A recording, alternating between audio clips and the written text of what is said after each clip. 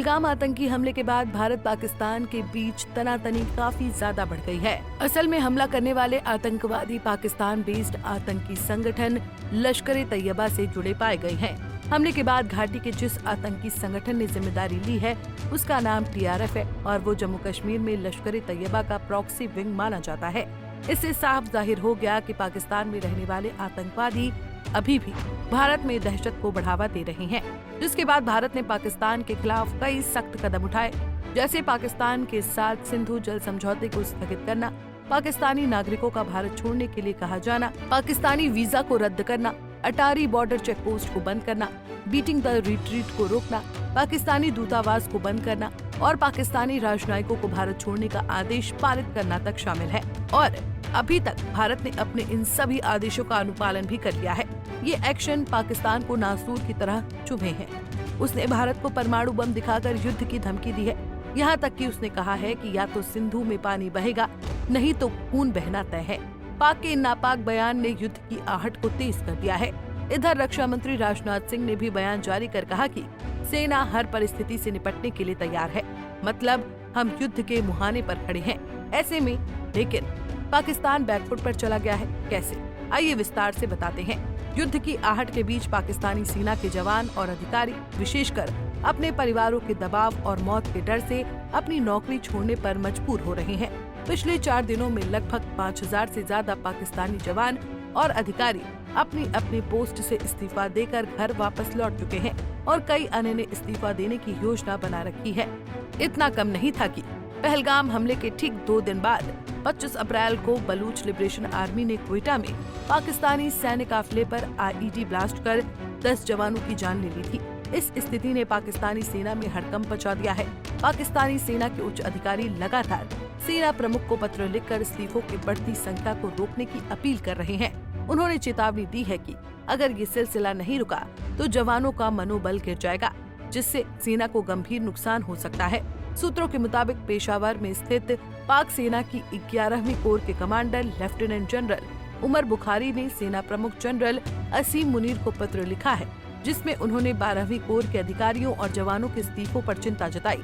इस पत्र में ये भी उल्लेख किया गया है कि पश्चिमी सीमा पर तैनात सैनिकों के बीच इस्तीफों का संकट गहरा हो गया है।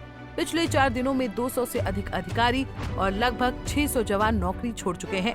इसके अलावा उत्तरी कमांड एरिया में 100 से अधिक अधिकारी और 500 जवान भी इस्तीफा देकर घर लौट चुके हैं।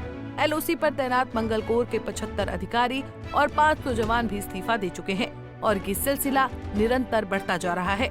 परिवारों के दबाव के कारण अधिकांश सैनिक और अधिकारी नौकरी छोड़ने को विवश हो रहे हैं। कुछ जवान तो मृत्यु के डर से भी इस्तीफा दे रहे हैं और ये स्थिति खास तौर पर तब और गंभीर हो गई है जब से भारत और पाकिस्तान के बीच तनाव बढ़ा है। पाकिस्तानी सेना प्रमुख से अपील की गई है कि वो इस स्थिति को संभालने के लिए उचित कदम उठाए ताकि जवानों का मनोबल टूटने से बच सके। अगर ये संकट जारी रहा और युद्ध जैसी स्थिति बनी तो पाकिस्तानी सेना के लिए संघर्ष करना मुश्किल हो सकता है।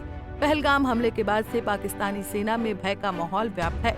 परिवार के सदस्य लगातार अपने जवान बेटों और रिश्तेदारों को फोन करके नौकरी छोड़ने और घर लौटने की सलाह दे रहे हैं।